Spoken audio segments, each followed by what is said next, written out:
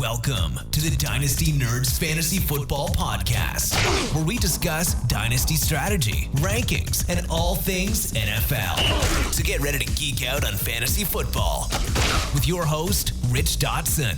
Welcome back into the Dynasty Nerds Podcast. I am your host, Garrett Price. I'm here with my good friend, Matt O'Hara. Hey. And Jagger May. Welcome. I guess I'm welcome now at this point. I don't. You caught me off guard there. I'm like, welcome, Garrett, to your pod. And to you. Welcome to your ears. I love it. I love it. We've got some good things cooking up today. We're going to be talking about, look, we've all been in this scenario where we think we've got a team and we're in a good spot.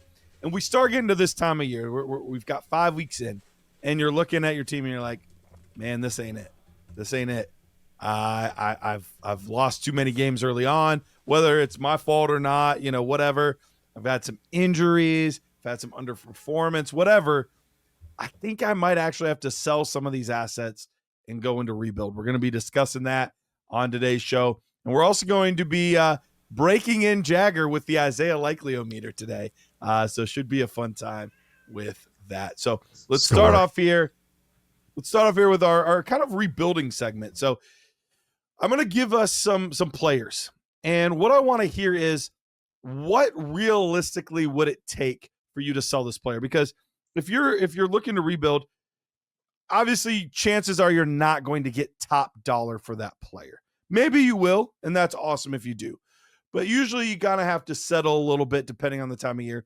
What's the realistic number that you would come back with as far as picks or maybe even some younger assets that would suffice? Maybe you don't love it, but it would be enough for you to sell these players. So, Matt, let's start with you on this first one here. Let's go with Mr. Saquon Barkley. What would it take for you to move on from Saquon Barkley if you're looking to rebuild? Saquon is a hard guy for me to nail down. Is he 20? Is he 26?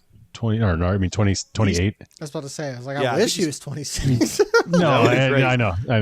It was like one of those. I'm pretty sure he's 28, 28? And some change. Okay. God, the year hasn't started off as well as anyone would hope. Whoever's got Saquon. I mean, obviously last year, he's a player that I always felt this year was going to have kind of a regression type season just because last year was such an outlier, crazy year. All that said, he's 28 years old. He's on a great team that I think is going to get this thing kind of righted at some point. So there's got to be, a lot of value still in a guy like that, even though he's 28 years old. So that said, I think the least I would take for a guy like Saquon is probably like 2 first-round draft picks as far as just straight-up draft picks go. That's kind of the low water mark I would expect or would accept for a guy like Saquon if this just wasn't my year. Because you can't go one. I mean, you're hoping then to replace talent with talent, and you're not going to get another Saquon. You know what I mean? With whomever you're getting for one draft pick. So that's just not going to happen. So I think the least I would take is 2. All right. What about you, Jagger? What's the least you would take on Saquon Barkley? I just don't see someone paying 2 first. They might, and you are right to do that. So I would want to think of what's something realistic that I could get done. And I would go and try to sell it to somebody who may have drafted TreVeyon Henderson. And they're like, cool, I've got an RB1 as a rookie right now. And I got to pick him up in the middle of the first round of a rookie draft. I would try to get one of those guys and a first. So like what you were saying, Matt, is exactly the trade I would make. I would just swap one of the first with a player of first round value, whether it's 2025 first round value or something similar. Like, do you think you could get Malik Nabers like at this point for Saquon Barkley or something like that? Those are the types of moves I would make because I feel like it's more realistic to get done than someone like, I'm going to throw away my future picks for Saquon.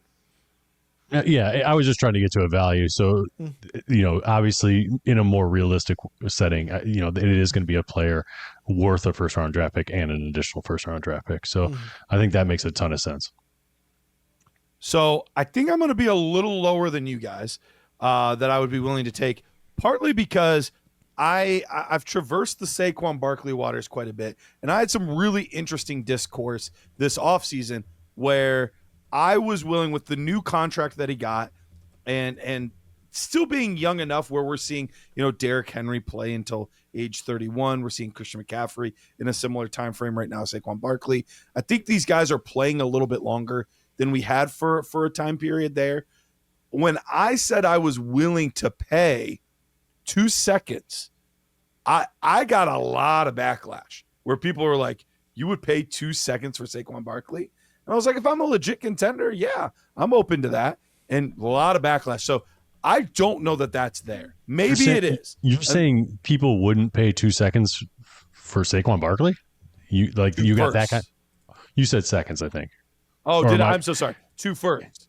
Okay. Maybe I said it wrong. 2 firsts for Saquon Barkley. Maybe my brain just interpreted it wrong, because that's what I heard in my brain. I was like, there's no way with that. Okay.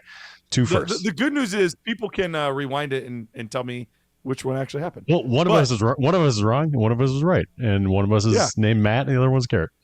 You figure out what was said.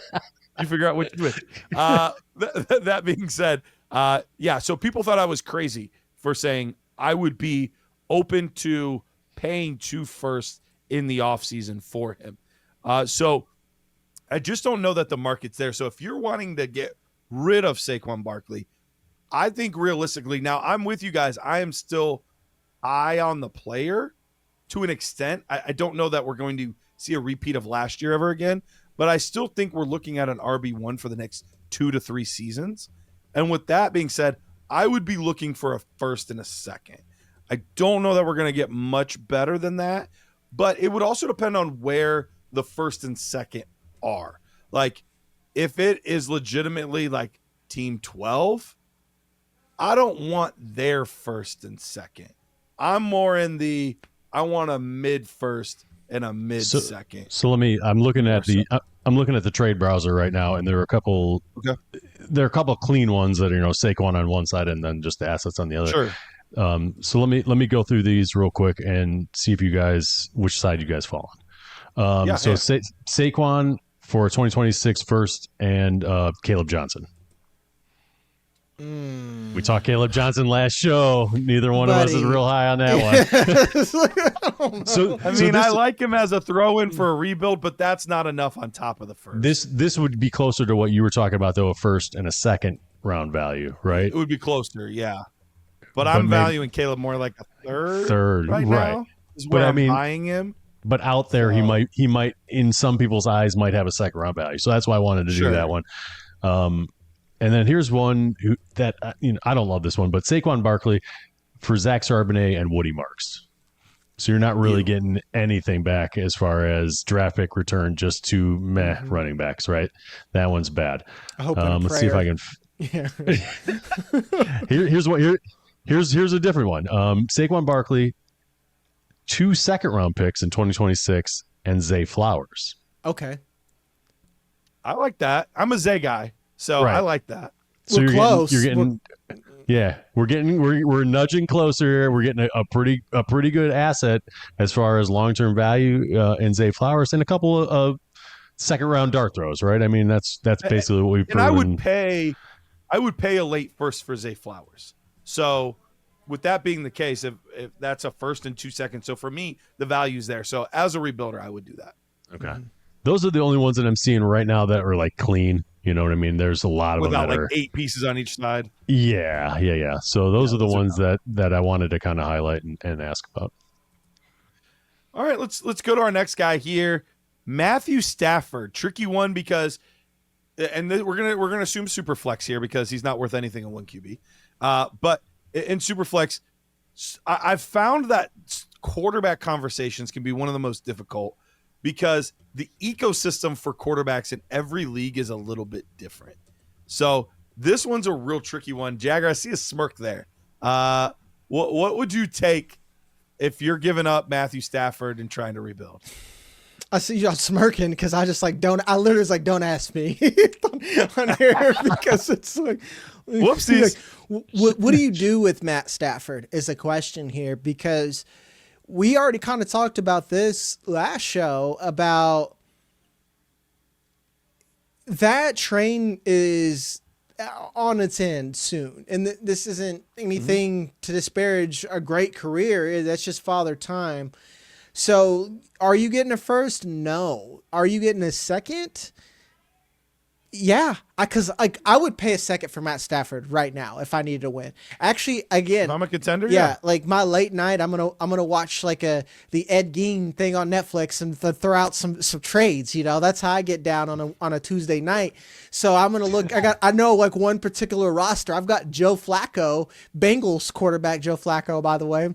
Right? Yeah, that is my QB2 in Superflex. Maybe I'll go send a second for Matt Stafford. But other than that, you're kind of riding him into the sunset, I guess, because, I mean, is he one? Would you take a third for Matt Stafford? Even if you are 0-12 right now, are you taking a third for Matt Stafford? No. Because there's that chance for next year. There's that chance for next year, you know? Right.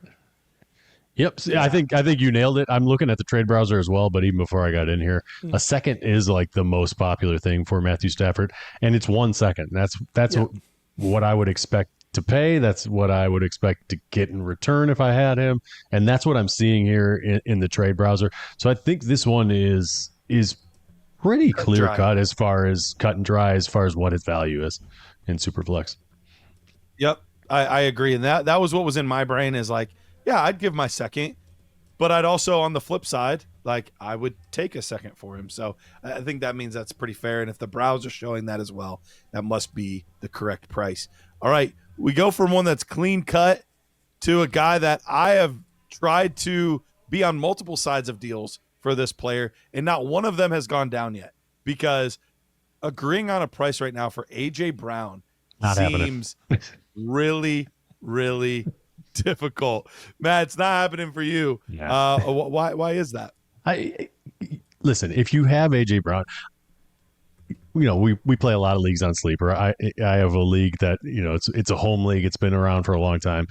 We just moved to Sleeper this year, and you know, somebody I just saw, you know, they got that great little feature where you can kind of show interest in other people's players. Yeah. Somebody was like, "Oh, I need some wide receivers like out to the league yesterday." And then today, I'm interested in AJ Brown. I'm like, you know what? Beat it. You're not going to give me anywhere close to value for AJ Brown right now. Just go beat on somebody else's bushes. You're interested in AJ Brown because he's doing terrible right now, but you think he can do better, which is exactly why I'm going to hold him, because I'm a contender in that league. Get out of here. So to nail down, to your point, Garrett, to nail down a price for AJ Brown right now is very difficult, because no way in hell I'm giving rid of him for less than 2 firsts. And no way in hell I am getting 2 firsts. So it's AJ Brown trades, clean AJ Brown trades are not going to happen right now. There's going to be a bunch of convoluted crap on both sides, and AJ Brown might be involved in a trade like that. But just clean ones where we can say, hey, this is his value right now. I think it's a hard conversation to have. And that is the tricky part, because I would, like I said, I've been in multiple deals, and one of them was with Taylor Christensen, our editor. And I was looking to buy AJ Brown, and he didn't even want 2 firsts. He wanted a first and a second. Okay. I still couldn't pull the trigger. I still couldn't do it, because I was like, maybe he's worth a first and a second, but maybe he's not. And so that's right. He's a real tough one. Jagger, how you feeling on it? Yeah, I was about to hit Matt with the Lee Corso, the not so fast, my friend, because I just got AJ Brown for a late first. People are already tired, man. People are already tired. Like, I think us as analysts, we're like, it's AJ Brown, and you know, we watch the game, and you know, we understand. All people know is that the Eagles don't throw a lot, and AJ Brown is still putting up single digits and is 28 years old. So it can be done. And this isn't like a cupcake league. I was legitimately surprised. I was just like, cool, AJ Brown for a late first to sit in my flex, hot dog. You know, he gave me 4 points, but anyway, that's not the point. It's just, like, It'll get better. Yeah, it'll get better. It can get done. And I think the price for AJ Brown is a first. It is a first. If I am selling, I want a top half first. So I can, you know, Garrett, you and I, we're really on the rookies here. If I could turn him into Carnell Tate, Jordan Tyson, some of these other guys that I really like, I feel really good. When we start getting down to the second half, I'm just, well, you know, I don't want a running back that may not be anything, and I don't want to do that either. Yeah. So, am I going to move him for the Nick Singleton? Yeah. Yeah. Right, which is why I have a hard time getting rid of him for just one first-round draft pick. That's why I'm like, I can't do it. I'd rather just hold on to him, see what happens next year, see if he gets traded. Something, you know what I mean? He could be on a completely different team.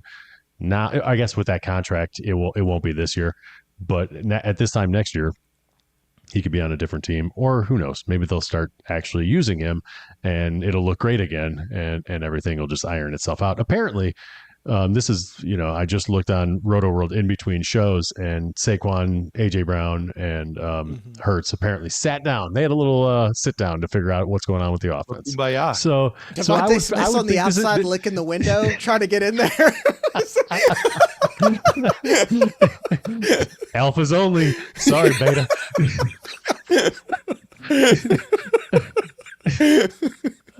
Fantastic. So I would expect this whole thing to get all figured out, and AJ Brown will just restore his value to two first round picks coming soon. All right. Well, speaking of 2 first, I would expect that for a guy named Jonathan Taylor. If you have Jonathan Taylor on your team, you're sitting on a bit of a gold mine right now because of all the guys we're going to talk about, he's the youngest of the group. But we know in rebuilding, running backs tend to be ones that you get rid of a little quicker. And contending teams are very interested in said running backs and are willing to pay a pretty penny because there's never enough of them to go around. So if you're sitting there as a rebuilder and Jonathan Taylor's on your team and one of these top tier teams comes a knocking, what are you asking for, Jagger? Everything.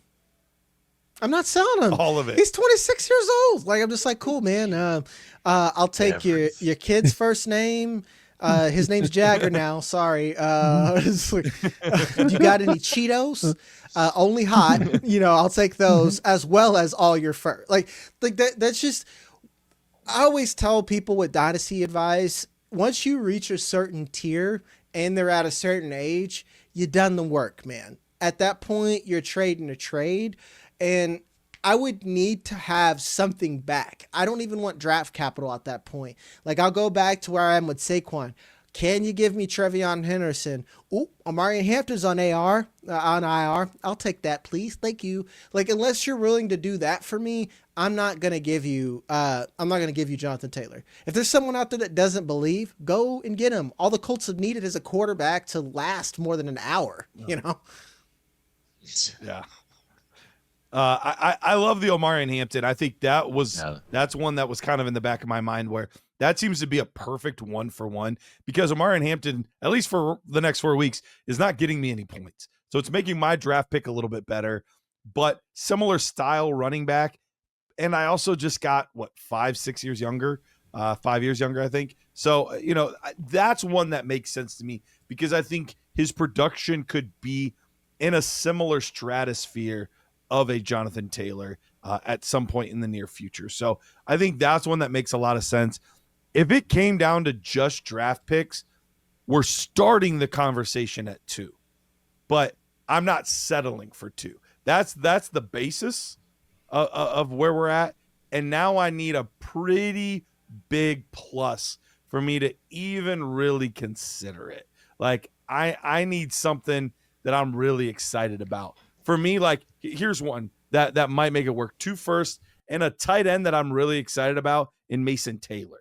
You know, a young up-and-coming asset for me. Somebody like that. Like, it would need to be something like that where it's a really solid plus of a player on top. Matt, what about you?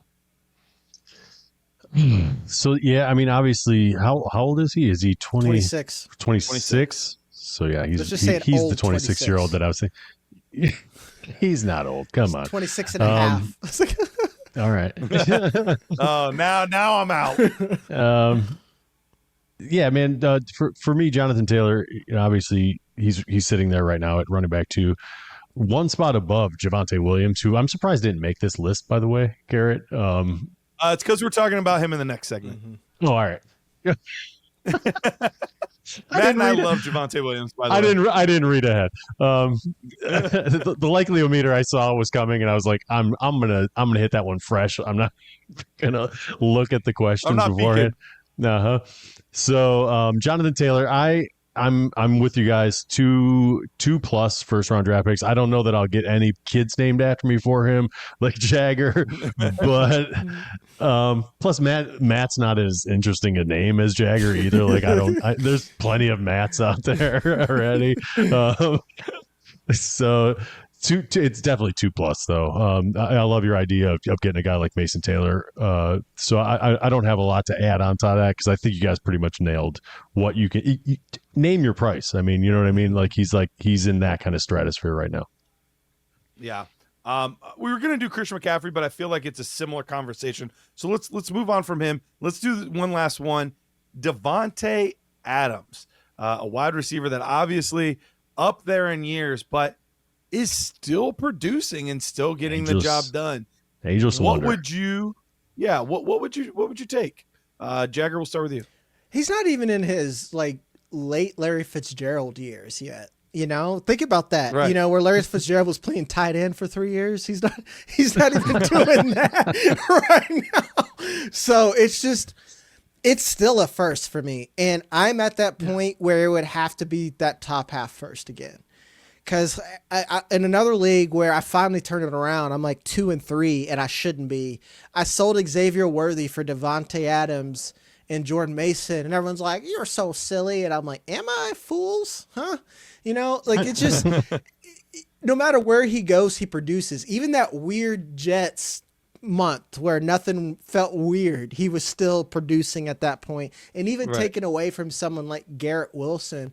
So I'm at Matt Stafford with him, where I'm gonna ride him till the wheels fall off. He's not even playing tight end yet, so I know I got 3 more years out of him probably. So, yeah, where do you have him, Matt? I totally agree. The conversation starts with the first round draft pick with Davante Adams, and I'm okay. Similarly to Stephon Diggs, on the flip side, but I know we're talking about rebuild stuff in this segment. But this is a great contender buy. So if you're rebuilding, you should be able to unload this guy because the age, it's not gonna scare you away at 32. But the production is, he's wide receiver 15 right now, and that's he's the second guy basically on that same team. That's Puka Nacua and him.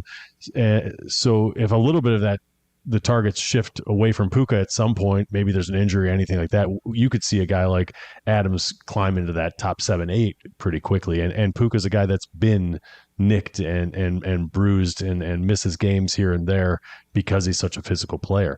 So I could definitely see a stretch where Davante Adams is the guy and Puka's, either slowed or off the field for a few games.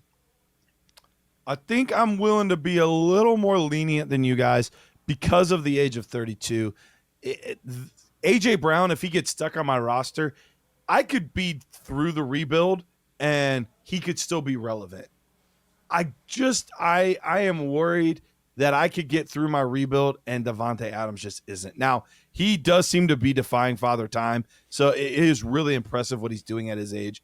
But I think I'd be a little more lenient. I'd be willing to take 2 seconds. I wouldn't be able to take the 1 second by itself, but I think I'd be willing to take 2 seconds, trying to get one of those on the higher end, the 2.1 to 2.4 type of range. But I think I would be okay doing 2 seconds. I don't think I could do any less than that, though. I think that's about the best I could do. I was trying to see if I could quickly pull him up in the trade browser to see if there's anything out there, but my computer's being too slow. So, I got a second and a third. Yeah, I got a second and a third for him, which, obviously would be below your threshold. There's nothing else really clean that's coming up. There's 1 second, Davante Adams in 1 second. That happened on the 1st of October. Yeah, I just don't think I could just do one. So yeah, that feels gross to me, and way underpriced. I definitely couldn't do that. The two, I'd be real iffy about that if I'm in a rebuild, just because it has to be bad for me to do that. I think there's no hope of me turning it around next year. Most of my rebuilds, if I've had a team for a while, I'll do the soft rebuild. I'm going to eat it this year, and then next year I can come back. So yeah, I get you. All right, well, before we go on to our next segment, I got to remind you guys again about FastDraft. FastDraft, it's an amazing place to play in those best ball leagues. You've got the weekly stuff going on right now. You're looking at the Quick 6 Super Slam or the Flex 6 Frenzy tournaments. These are guaranteed prize pools. First place takes 30%. That's $300 profit on a single $5 entry. It's awesome because not only can you win a bunch of money through FastDraft, but we're going to partner with you. If you deposit at least $10 and play a $10 game, we're going to give you a free year of what we do here at Dynasty Nerds. That's everything. That's the film room. That's the GM tool. That's the nerd score. That's extra podcasts. That's all the stuff that we have. We're like, here you go. You get it for way cheaper because you guys supported FastDraft, and we appreciate that. So use promo code NERDS. That's promo code NERDS. And look, even if you've already done it before, that's okay. You're already a part of the Nerd Herd. We'll give you $25 gift card to our merch store. So use promo code NERDS at FastDraft today. All right, guys, Likely-O-Meter, you've been wanting it. We've got it. This is how it works. For those of you that have never done the Likely-O-Meter before, I'm not going to name any names, but there may or may not be someone here that's never done it. I'm going to give you guys a situation. And in this situation, if it concerns a quarterback, you can give quarter points. So you can give us 7.25 or 3.75. If it is a running back, aka halfback, you can give half points. So you can still do whole points, but you can do half points as well. If it's a wide receiver, it's wide open. You can pick any decimal point, any fraction your heart desires. But if it's a tight end, we keep it tight. Only whole numbers only. So, Matt, I'll have you go first on this one so Jagger can kind of get the vibe of this here. So totally. Give me the Isaiah Likely-O-Meter here for Trevor Lawrence being back and finishes this year as a top 12 fantasy quarterback. Back. This is a weird one for me. This one's going to be tough for me because you look at his stats and his finishes. And back he did do it one time. He did do it one time before. I was going to say he's only finished as a top 12 guy once, and it was in his second season. So, all right. So he finished. I'm just going to go at if he finishes as a top 12 guy, because him being back, I think, is a little generous. But he'd have to have been there, is the thing. Yeah, right. He did it once, people. He did it once. Fluke or not, it happened. He's sitting at QB 18 right now as we speak. So I'm going to give this a quarterback. I'm going to give it 3.25. I think he is what he is, and it's not a top 12 guy. So 3.25. He could outproduce my expectations, but I doubt it. Jagger, what do you give this one? I'm trying to go through the rules in my head. Like, I'm the card game guy where you start explaining the rules and I just glaze over. I'm just like, okay, I'll figure it out when I get there. So quarterbacks, you can use quarter points. A 0 or a 1 is how it's not. likely is it to be true? Okay. It's not likely at all. 10 is it's definitely happening. Okay. That wasn't so bad. 5 is in I think it's 5.5. I'm there. I'm very mid on Trevor Mid Lawrence to quote Laquan Jones on here because we kind of talked about this. It's a new offense. There's things that are also wrong with his number one receiver. He's got a rookie receiver who's playing both sides of the ball. There's talent. It's just, does he have it between the years to get there is where I worry. So, yeah, no, even yesterday, I mean, they won the game. but there were some odd things that happened that It was you're just delay like, of games. Like what? yeah. I mean, delay games and just like seeming he to fell down. turf monster the game himself. winning play, he fell down. That was so hard to watch. Like I was screaming in here. I was just like, no, he didn't fall down. Tackle him. And then I was like, Get oh my him. God, he got up. Get him. He's like, it's like Yeah, so weird. right. So it's so weird. I mean, there's the goal line where he extends the ball and it gets knocked out like an inch short. I mean, just it doesn't seem like he's got everything together. And generally speaking, when I think of a top 12 guys, top 12 guy, they have it all. You know what I mean? And he just seems to be missing something little all the time. All the time. So I think he's good enough to be, you know, a QB2 and maybe even a high end QB2, but a QB1, I just don't think it's very likely. The hard part for him right now is he's behind the 8 ball. You mentioned right now he's at quarterback 18.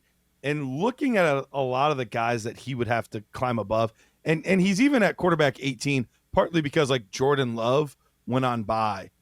Aaron Rodgers is on bye. Like guys that are like right in the same range of him as points per game goes. So like actually Jordan Love's quite a bit ahead of him. But so that being said, like it's just going to be a tough hill for him to climb. And I've just never been the biggest believer in Trevor Lawrence. So for me, it's a 2.25. I think it's very unlikely. I think last night, I should say, was a fun story. It was a fun story. That's but saying something. Are we really believing in Shane Waldron led offense to get this guy as a top 12 quarterback? Like that seems risky business to me. So I am going to go with a 2.25. Let's go. Matt, I'm going to let you do it again because you and I have been day one supporters. We have been through the ringer on this one, but here's our moment. Javonte Williams finishes as 2025 as a top 6 fantasy back, currently running back number 3. Matt, what's the likelihometer? Man, so you know, when I saw this question, he's running back 3 right now in PPR. Yeah. When I saw this, my initial reaction, of course, is 10. Right? I mean, 10. Cooler heads have to prevail, and you know, obviously, so 11. So I give it a 12. 12 out of 10. Listen, this is a great story. I love Javonte Williams. I completely lost faith in Javonte Williams, and he restored it very quickly with his play. The guy's burst is back. He looks good. You know, he doesn't have the long speed, or he would have probably scored another touchdown, at least one other touchdown that I can remember. Yeah. But that's fine. He doesn't need that. He's got everything you want, and obviously they want to be able to run the ball there in Dallas. So this is a great marriage. The only thing I'm afraid of, and I almost don't even want to say it out loud to jinx it, is, you know, the injury. You know, if another injury popped up, that would be the one thing that slows him down. So I have to knock it down a couple of notches. But right now, the way he's running, if everything stays from a health perspective, a top 6 finish is well within his range. So I'm going to give it a real 8.5 because that's how I feel. Jagger. Yeah. What are you giving this one? Are you guys worried about Jaden Blue at all? Not really. Jaden Blue can't get out of his own way. That's I okay. think I'm that's at a how 7. I feel about Blue. Yeah, I'm at a 7 because like Jaden Blue had a lot of problems. Everyone's like, but he's so fast, and I'm like, cool, man. We doing this again? You know, we do this every year. Like, well, he's real fast. Did you see the cleat thing? Come on, man! Like, you got to wear a fancy pair of cleats and then get a blister and not be able to run. Come on, Yeah. dude. Yep. So I'm at a 7 because this offense has to put up points. They just gotta, unless the Cowboys are playing the Jets offense. That defense is terrible, so they need to put up the points. There's no realistic reason why Javonte Williams can't be on injury, like you said, Matt. But just because I'm not as high as Javonte Williams, I will give it a 7.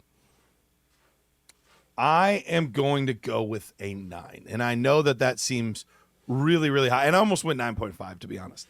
But I went with 9, and it really is only because of injury. That's the only reason. There is nothing right now that Javonte can't do. Like, he can do it all in this offense, and they're asking him to do it all in this offense. And so it's the perfect marriage. It's like, hey, we need our running backs to get a bunch of touches. Hey, we're going to be down in every game, and we're going to feature this guy. Okay, that would be great. Like, there's so many guys over the years that I would have loved to have had this type of situation, this type of offense, to have that guy in there. And so Javonte right now, I mean, we look at his points per game right now, by week: 20.4, 25, 12.2, 19, 26.9. Like, it's a thing of beauty. It's incredibly, incredibly solid week in, week out. Even his disappointing game at 12.2, like, that's a fine week. Like, you're not upset with that week. He didn't win you your week, but he won you all of your other weeks. Like, he's doing everything that you would ask out of a running back to do. And by the way, like, I'm just going to throw this out there. He's not old. 25. He seems old because of all of the trials and turmoil and all that kind of stuff. But if we think Jonathan Taylor has a few more years left, there's a chance Javonte does too. Now, because of the injuries and things like that, has it worn some tread off the tires? Maybe it has. But if I had to take a running back for the next 2 seasons, he's up there, not with quite the tippy top guys, but he's in that next tier of, like, 7 to 10. Like, he's in that range of guys that I'd feel comfortable with on a contender over the next 2 years. So I'm in. He's going to do it in the receiving game. He's going to do it in the rushing game. I'm going to give it a 9. And I think the important thing that that we need to mention is the yards after contact are there again. That's what made this guy special, and that burst and the yards after contact seems to be back. And the Cowboys, even though they have a bad defense, which can lead to some negative game script, they're still running the ball. I think they know that has to be part of the way that they play in order to kind of hide the defense to keep on the sidelines as much as possible. That has to be part of their formula. And that's just in Schottenheimer's DNA too. I mean, his dad, back to his dad was like that as well. Always wanted to establish the run and run the ball no matter what. So I think this is a great marriage for a player that really needed to get healthy and then oh my God, we need a workhorse, and they found one. So this is great. Yep. Perfect marriage. All right, let's go on to the next one here. Number 3. We're doing halfbacks, so half points again. Kenneth Walker continues to be outsnapped by Zach Charbonnet.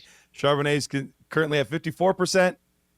Kenneth Walker only at 45%. So what's the likelihood that this trend continues and Kenneth Walker is more or less the RB2 in this offense? This one's... Yeah, Jagger, you want to take this one? I don't want to take.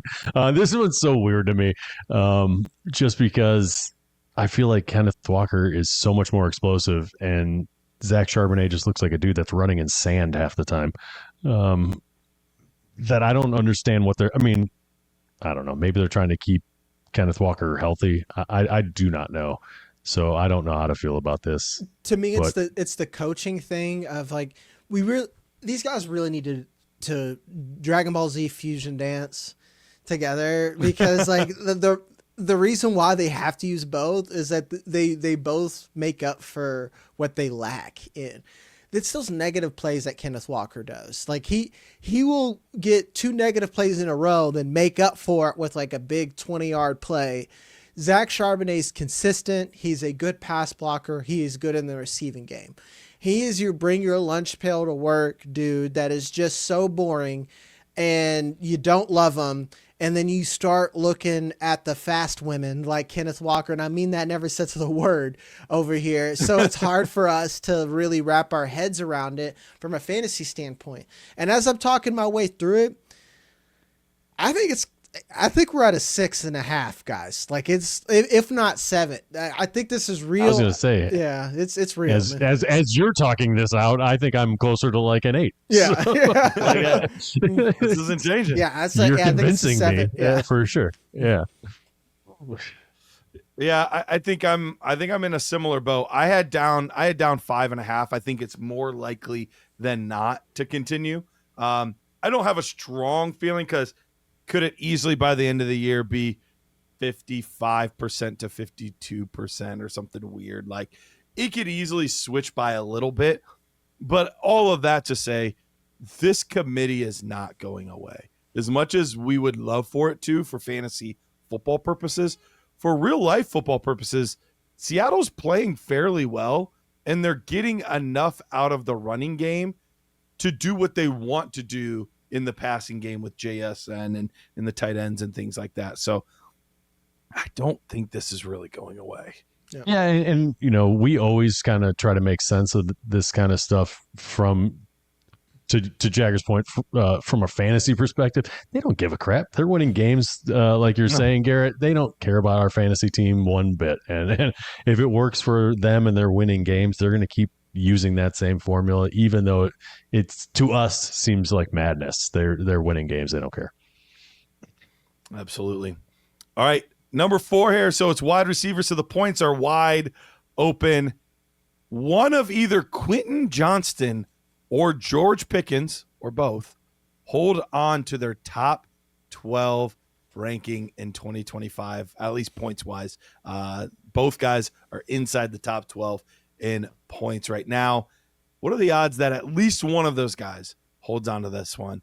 Jagger, we'll start with you this time. 7, because you give me both. On there, I'm giving you extra odds. Yeah, you give me extra odds. It's a strong 7.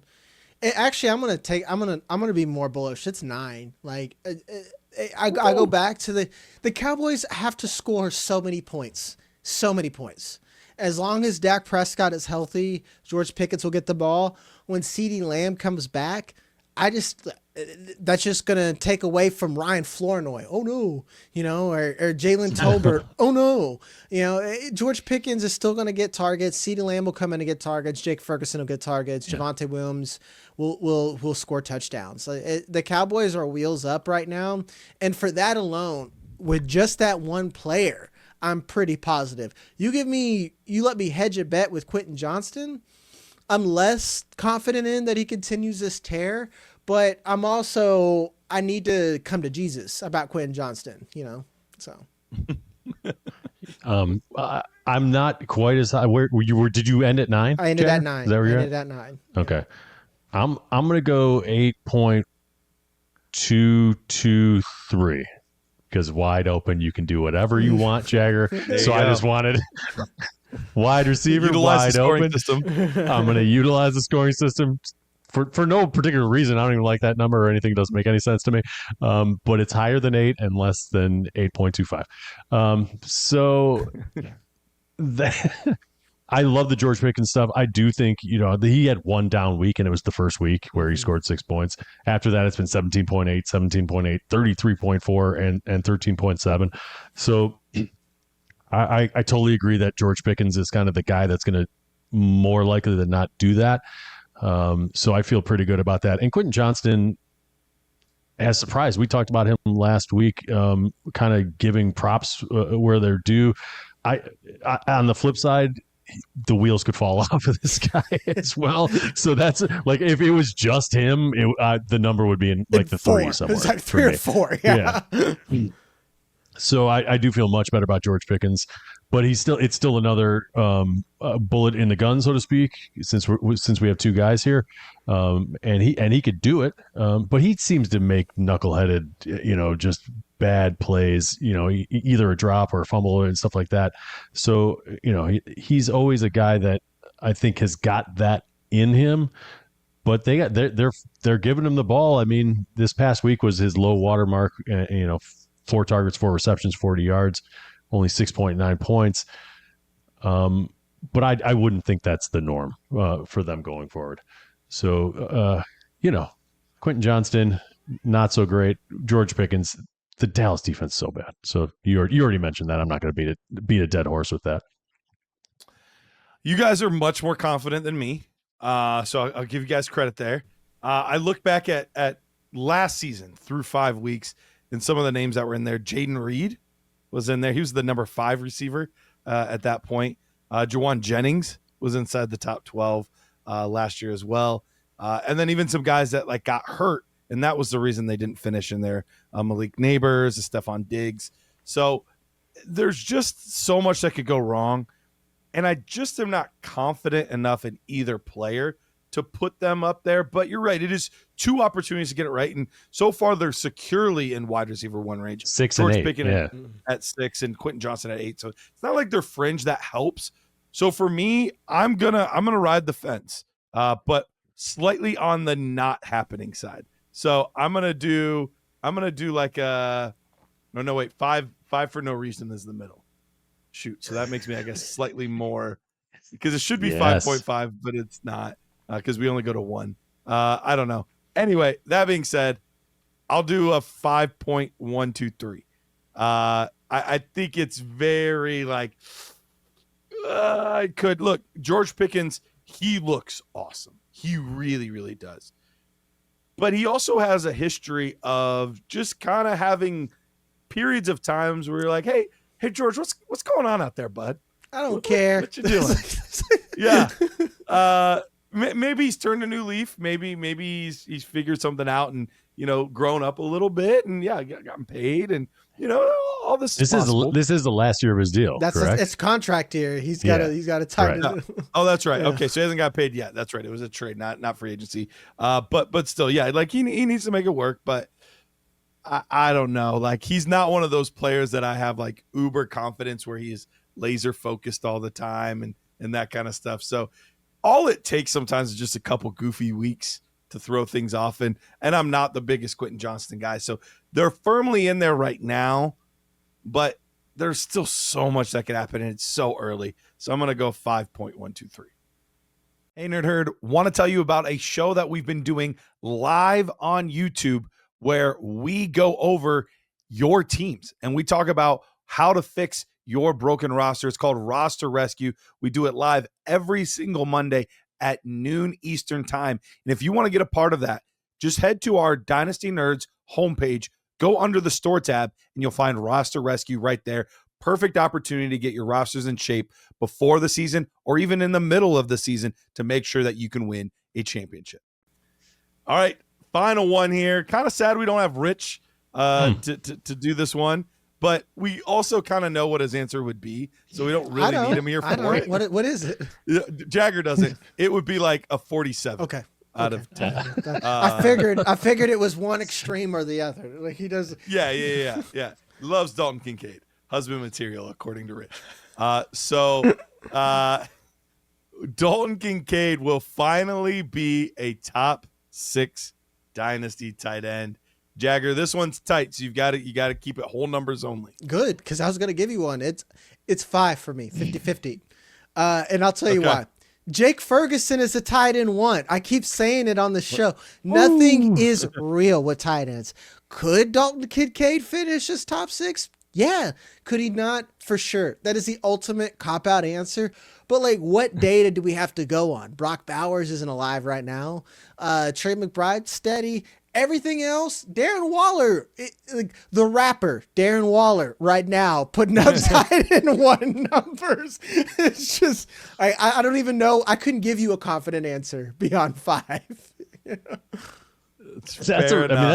That is a really good point. And if I was going to use my logical brain, it would be somewhere in the middle. But I like Rich, lean towards a Dalton Kincaid, love. So.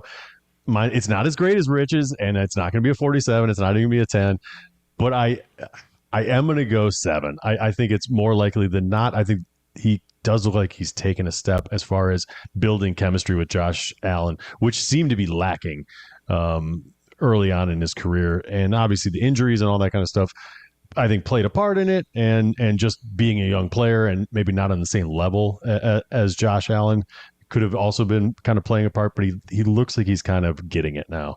And that was something I wasn't sure he was going to do, which is why I started losing faith in the guy. That, and like, I wasn't sure if he was tough enough to be in the NFL. That seemed to be like the physicality of the game was a bit too much for Dalton Kincaid. But this season, I don't know if they're just using him kind of more of, they know what he is, and let's get that kind of aspect out of it and kind of use him more of a wide receiver. But it's clicking, it's working. And, he's starting to perform at a much higher level, kind of what everyone expected when they drafted him in the first round. So I think this is kind of coming together. Top 6 at tight end is, I don't think, crazy. In most years, a top 6 guy isn't, you don't have to be a difference maker. It's when you're in that top 3 is when you're a real difference maker. And that's where he's at now. He's number 2. So to keep him in top 6, I think he can do that more likely than not. I'm splitting the difference on this one. I am at a 6, so I'm believing in it more than I am not believing in it. One of the things that helps is he's not giving you those weeks where he's lost you your game. And that was some of the things we were seeing out of him before, where we're seeing these no points, 2 points, 4 points. And at tight end, I get it. It's still not ideal, but his low water mark is 7.7, but his other games, 9.8. 14.8, 16.8, 17.6. So a lot of steady play overall. Now the New Orleans game was weird because he did only get 2 targets, but he converted it for a touchdown, which makes you feel pretty good. Basically getting 6 targets in all of his other games. So he's got a pretty steady drumbeat. The thing that worries me is actually surprisingly not as much about Dalton Kincaid as it is about this offense. And this offense is just really, hey, what flavor is Josh Allen into today? Mm-hmm. Do I want some Rocky Road? Do I want some mint chocolate chip? Do I want some Moose Tracks? Do I want, could it be Curtis Samuel? Could it be Dawson Knox? All those sounded really good right now, by the way. I do love ice cream. At 11:15 at night. No, every one of those ice cream flavors. Thank you for that, by the way. Yep. But yeah, does he have Jamar Chase and Justin Jefferson and Amon-Ra on his team? Because I think those were the ice creams I just comped. But anyway, all that being said, look, it's just hard to know. It's just really hard to know with Josh Allen and this offense because there is not an established pecking order, and I don't know that there will be. I'm not sure that this is going to change much. So while we would love to see him sneak into that more consistently 7, 8, 9 type of targets, I think he's going to live in the 6, and that's fine.